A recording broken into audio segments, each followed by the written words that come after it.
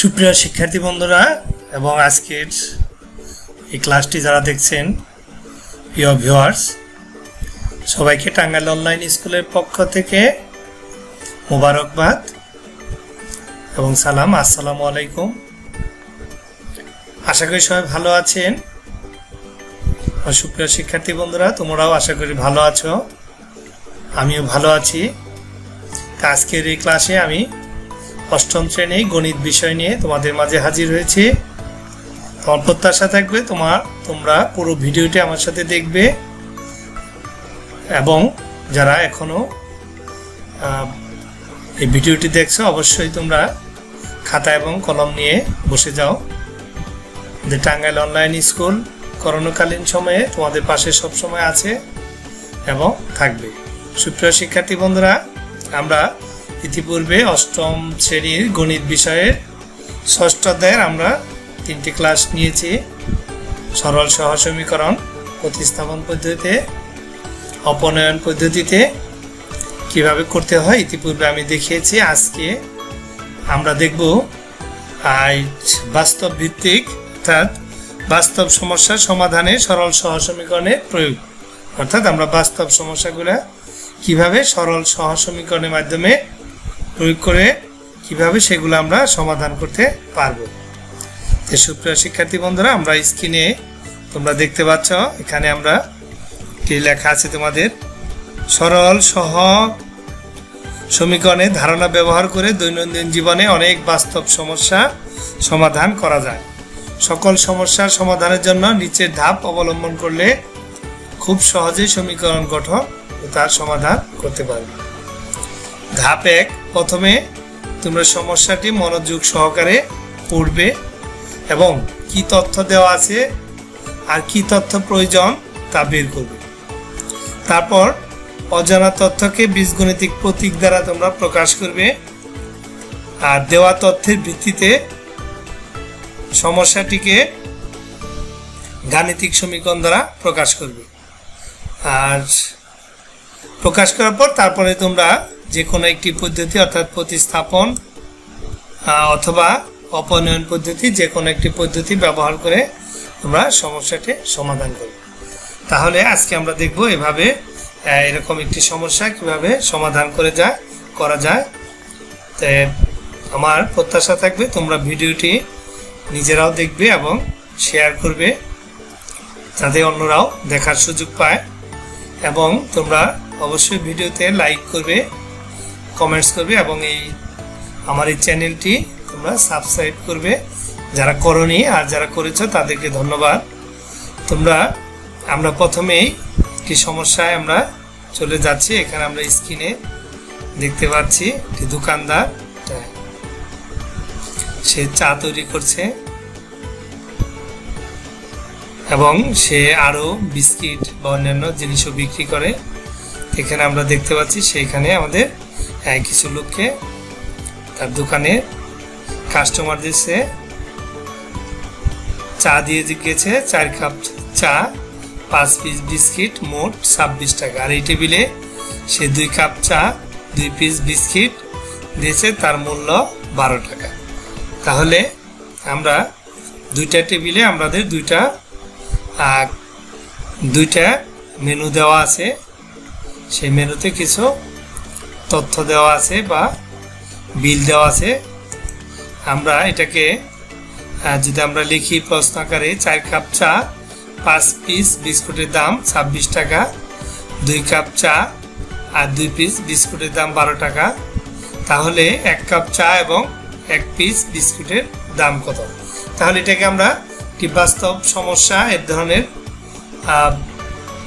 এই ধরনের বিষয় আমরা অহরহ দেখি। তাহলে এখান থেকে আমরা কিভাবে গাণিতিক কৌশল ব্যবহার করে বা গণিতের মাধ্যমে এই সমস্যাটিকে আমরা সমাধান করব, অর্থাৎ 1 কাপ চা এবং 1 পিস বিস্কুটের দাম বের করব। এখানে আমাদের অজানা রাশিগুলো আছে, এগুলোকে আমরা বের করব। এই দুইটা আমাদের অজানা রাশি। সুপ্রিয় শিক্ষার্থী বন্ধুরা, তাহলে তোমরা এখানে দেখো 4 কাপ চা এবং 5 পিস বিস্কিট সমান 26 টাকা। 4 কাপ চা যোগ 5 পিস বিস্কিট। আর পরবর্তী টেবিলে 2 কাপ চা, 2 পিস বিস্কিট সমান 12 টাকা।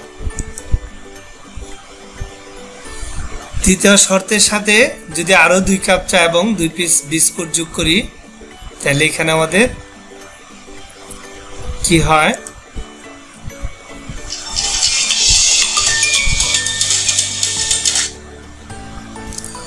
তাহলে এখানে আমাদের কি হচ্ছে 2 কাপ চা আর 2 পিস বিস্কিট 12 টাকা, আরো 2 কাপ চা 2 পিস বিস্কিট 12 টাকা, তাহলে মোট 4 কাপ চা আর 4 পিস বিস্কিট 24 টাকা। তাহলে এখানে কিন্তু চা আর এখানেও চার সংখ্যা কিন্তু সমান হয়ে গেছে 4 কাপ করে।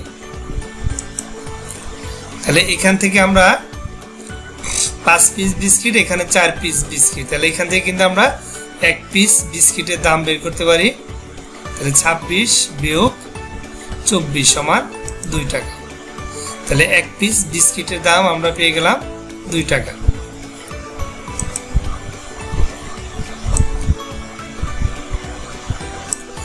তাহলে আমরা এই সহ সমীকরণগুলো, বাস্তব যে সমস্যাগুলো, এগুলাকে আমরা সমাধান করার যে ধাপটি সেটা আমরা দেখব এবং সমস্যাটি মনোযোগ সহকারে পড়বে প্রথমে এবং কি তথ্য দেওয়া আছে আর কি তথ্য প্রয়োজন তা তোমরা বের করবে। 4 কাপ চা 5 পিস বিস্কিটের দাম 26 টাকা। এই তথ্যগুলো আগে মনোযোগ সহকারে পড়বে, একাধিকবার প্রয়োজনে পড়বে এবং অজানা তথ্যকে বীজগণিতিক প্রতীক দ্বারা প্রকাশ করবে। ধরি 1 কাপ চায়ের দাম, কারণ এখানে আমাদের অজানা রাশি আমাদের বের করতে হবে 1 কাপ চা এবং 1 পিস বিস্কিট। তাহলে এই দুইটাকে আমরা চলক হিসাবে নিতে পারি। 1 কাপ চায়ের দাম x টাকা আর 1 পিস বিস্কিটের দাম y টাকা। দেওয়া তথ্যের ভিত্তিতে সমস্যাটিকে গাণিতিক সমীকরণে প্রকাশ করব। এখন এই সমস্যাটাকে আমরা গাণিতিক আকারে আমরা প্রকাশ করব চলকের মাধ্যমে। তাহলে আমাদের 4 কাপ চা, তাহলে এটা 4x, আর 5 পিস বিস্কিট তাহলে 5y সমান 26, আর এখানে আমাদের দ্বিতীয়টায় আছে 2 পিস বিস্কিট তাহলে 2x, আর 2 কাপ চা 2x আর 2 পিস বিস্কিট 2y সমান 12 টাকা। তাহলে আমরা সমীকরণের মাধ্যমে প্রকাশ করলাম। এখন রূপান্তরিত সমীকরণকে অপনয়ন অথবা প্রতিস্থাপন পদ্ধতিতে সমাধান করা। এখন এটাকে আমরা অপনয়ন পদ্ধতিতেও করতে পারি, প্রতিস্থাপন পদ্ধতিতেও সমাধান করতে পারি। তাহলে সুপ্রিয় শিক্ষার্থী বন্ধুরা, তোমাদের জন্য যেটা সহজ হয় সেই পদ্ধতিতেই তোমরা করতে পারো। এখানে আমরা একটি পদ্ধতি দেখাচ্ছি, অর্থাৎ 2 নং সমীকরণকে 2 দ্বারা গুণ করি, তাহলে আমরা অপনয়ন পদ্ধতিতে এটা আমরা দেখাচ্ছি তোমাদের। তাহলে 2 নং সমীকরণকে আমরা 2 দ্বারা গুণ করি, তাহলে এখানে হবে 2x আর এখানে হবে 4y, আর এখানে 12 দুগুণে 24। হ্যাঁ, এখন 1 নং থেকে 3 নং সমীকরণ বিয়োগ করি। আমরা এই সমীকরণকে 3 নং সমীকরণ দ্বারা প্রকাশ করব। তারপর এই দুটাকে আমরা বিয়োগ করি, তাহলে আমাদের 4x কাটা যায়, তাহলে 5y আর 4y যদি আমরা বিয়োগ করি তাহলে আমাদের থাকবে কি y, আর 26 আর 24 বিয়োগ করলে 26 মাইনাস 24 অর্থাৎ 2, অর্থাৎ y ইকুয়াল টু 2। তাহলে আমরা পেলাম কি 1 পিস বিস্কিটের দাম ধরেছিলাম আমরা y, তাহলে 1 পিস বিস্কিটের দাম 2 টাকা। এখন 1 নং সমীকরণে y ইকুয়াল টু 2 বসিয়ে আমরা 4x প্লাস 5 ইন্টু 2, আমাদের 1 নং সমীকরণ ছিল 4x plus 5y equal to 26। তাহলে এখানে আমরা মান যদি বসিয়ে দিই তাহলে 4x প্লাস 10 ইকুয়াল টু 26। তাহলে এখান থেকে কিন্তু আমরা অনায়াসেই x এর মান বের করতে পারি। তাহলে 4x প্লাস 10 ইকুয়াল টু 26। তাহলে 4x ইকুয়াল টু, আমরা এই 10 কে যদি প্রক্ষান্তর করে দিই তাহলে 26 মাইনাস 10, তাহলে 4x ইকুয়াল টু 16, তাহলে x ইকুয়াল টু 4। তাহলে আমরা 1 কাপ চা আর 1 পিস বিস্কিটের দাম বের করলাম, যথাক্রমে 4 টাকা এবং 2 টাকা। তাহলে সুপ্রিয় শিক্ষার্থী বন্ধুরা, তোমরা এই পদ্ধতি বা এই প্রক্রিয়া মাধ্যমে তোমরা অত্যন্ত সহজেই অজানা রাশিগুলোর মান বের করতে পারবা। সুপ্রিয় শিক্ষার্থী বন্ধুরা, আমরা আরো একটি সমাধান দেখি। এখানে দুই অঙ্ক বিশিষ্ট কোন সংখ্যার অঙ্কদের সমষ্টির সাথে 7 যোগ করলে যোগফল দশক স্থানীয় অঙ্কটির 3 গুণ হয়, কিন্তু সংখ্যা থেকে 18 বাদ দিলে তার অঙ্কদ্বয় স্থান পরিবর্তন করে। সংখ্যাটি নির্ণয় করো। তাহলে মনে করি দশক স্থানীয় অঙ্ক x এবং একক স্থানীয় অঙ্ক y। তাহলে আমরা অজানা রাশিটাকে আমরা ধরে নিলাম দশক স্থানীয় অঙ্ক x এবং একক স্থানীয় অঙ্ক y। তাহলে আমাদের সংখ্যাটি কি হয়? সুপ্রিয় শিক্ষার্থী বন্ধুরা, যেহেতু আমাদের দশক স্থানীয় অঙ্ক x, এই জন্য এটা 10x, আর একক স্থানীয় অঙ্ক y, তাহলে এটা 1y মানে y। তাহলে সুপ্রিয় শিক্ষার্থী বন্ধুরা, আমরা সংখ্যাটি পেয়ে গেলাম। এখন আমাদের প্রথম যে শর্ত দেওয়া আছে, অঙ্কদের সমষ্টির সাথে 7 যোগ করলে যোগফল দশক স্থানীয় অঙ্কটির 3 গুণ হয়। তাহলে অঙ্কদ্বয়ের সমষ্টি অঙ্কদ্বয় একটা x আর একটা y, তার সাথে আমরা 7 যোগ করি, তাহলে +7 সমান কি হয়? দশক স্থানীয় অঙ্কটির 3 গুণ। তাহলে দশক স্থানীয় অঙ্ক ছিল আমাদের x, তাহলে 3x। এখন আমরা x এবং y কে যদি ওই পাশে নিয়ে যাই প্রক্ষান্ত করে, তাহলে এই দুইটা কি হবে? চিহ্ন পরিবর্তন হবে, -x -y। তাহলে এই পাশে থাকবে 7 আর এই পাশে থাকবে 3x - x - y। তাহলে শিক্ষার্থী বন্ধুরা, তোমরা খেয়াল করো, এখানে আমাদের বিয়োগ করলে থাকে কত? 2x - y, অর্থাৎ 2x - y = 7। এটা আমাদের সমীকরণ নম্বর 1। এখানে আমরা 3x থেকে x বিয়োগ করলে হয় 2x আর থাকে আমাদের y, তার সমান কত? 7। তারপর আমাদের দ্বিতীয় শর্তানুসারে কিন্তু সংখ্যা থেকে 18 বাদ দিলে তার অঙ্কদ্বয় স্থান পরিবর্তন করে। স্থান পরিবর্তন মানে একক স্থানীয় অঙ্কটি দশক স্থানে এবং দশক স্থানীয় অঙ্ক একক স্থানে হয়।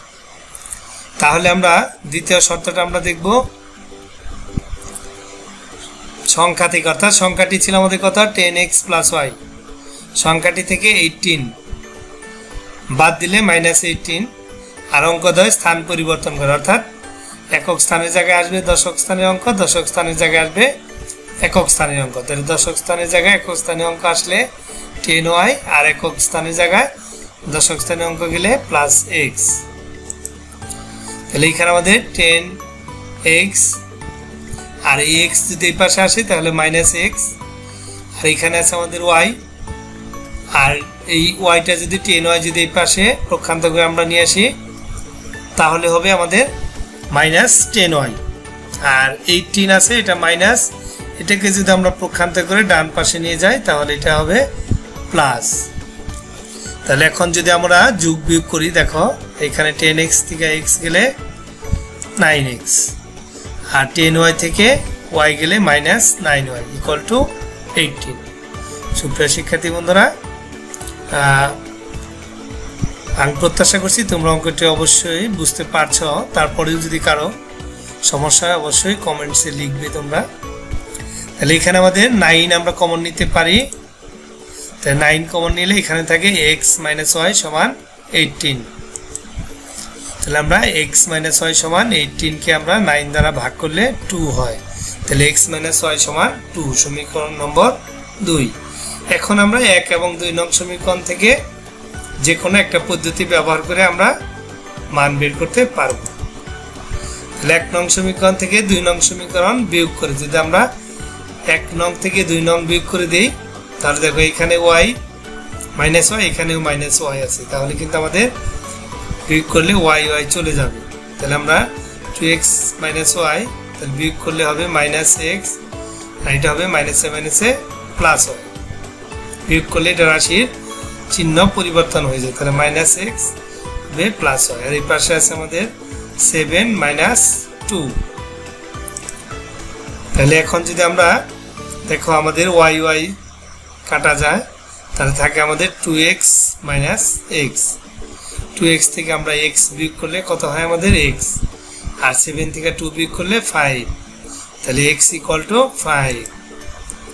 তাহলে 2 নং সমীকরণে x = 5 বসিয়ে, তাহলে আমরা 2 নং সমীকরণে যদি x এর মান বসিয়ে দেই, তাহলে 5 - y = 2। তাহলে 5 - এখন এই 2 কে যদি আমরা প্রক্ষান্ত করে এই পাশে নিয়ে আসি তাহলে 5 মাইনাস 2 আর y কে যদি আমরা প্রক্ষান্ত করে ওই পাশে নিয়ে যাই তাহলে এটা হবে প্লাস y। তাহলে 5 থেকে 2 বিয়োগ করলে আমাদের মান আসে 3 অর্থাৎ y = 3। তাহলে কিন্তু আমরা x এবং y এর মান পেয়ে গেছি। এখন আমরা সংখ্যাটি আমরা সহজেই বের করতে পারবো। তাহলে এখন আমরা নির্ণয় সংখ্যাটি ছিল আমাদের 10x + y অর্থাৎ সংখ্যাটি হবে 10 * x এর মান হয়েছে আমাদের 5, 10 * 5 আর y এর মান 3, তাহলে প্লাস 3। তাহলে আমাদের 5 × 10 = 50 আর 3 অর্থাৎ 53। অর্থাৎ এখানে কিন্তু আমরা অলরেডি গুণ করে এবং যোগ করে আমরা ক্যালকুলেশন করে আমরা অনায়াসে মান বের করতে পারি। তোমরা অবশ্যই বের করতে পারবে। তা আমার প্রত্যাশা তোমরা অঙ্কটি অবশ্যই বুঝতে পেরেছ। সুপ্রিয় শিক্ষার্থী বন্ধুরা, তোমরা এইভাবে অর্থাৎ এই পদ্ধতি অবলম্বন করে তোমরা অনায়াসেই কিন্তু এই ধরনের সমস্যাগুলোর সমাধান করতে পারো। আমরা পরবর্তী ক্লাসে আরও একটি সমস্যা নিয়ে তোমাদের সাথে আলোচনা করব। তো আজকে এই পর্যন্তই। তোমরা যারা এখনো ভিডিওটি দেখছো তোমরা অবশ্যই বাড়ির কাজ লিখে নাও। আমরা এখানে তোমাদের পাঠ্য বইয়ের 1 এবং 10 এবং 12 নম্বর 11 নম্বর অঙ্কটি তোমরা এই পদ্ধতি ব্যবহার করে অত্যন্ত সহজেই করতে পারবে। 10 এবং 11 এটাকে আমরা অঙ্কটা থাকবে তোমাদের জন্য হোমওয়ার্ক। তোমরা বিদ্যালয় খোলা হলে তোমাদের শ্রেণী শিক্ষককে দেখাতে পারো তোমাদের হোমওয়ার্কটি। সুপ্রিয় শিক্ষার্থী বন্ধুরা, আজকে এই পর্যন্তই। তোমরা সবাই ভালো থাকো, সুস্থ থাকো, বাসায় থাকবে, স্বাস্থ্য রক্ষার নিয়মগুলি অবশ্যই মেনে চলবে। খাওয়ার আগে এবং পরে ভালো করে হাত ধুবে এবং আধা ঘন্টা পর পর 30 মিনিট পর পর সম্ভব হলে তোমরা অবশ্যই সাবান দিয়ে ভালো করে হাত ধুবে আর পরিবারের সবার প্রতি খেয়াল রাখবে। আজকে এই পর্যন্ত। সবাই ভালো থাকো, সুস্থ থাকো। আসসালামু আলাইকুম।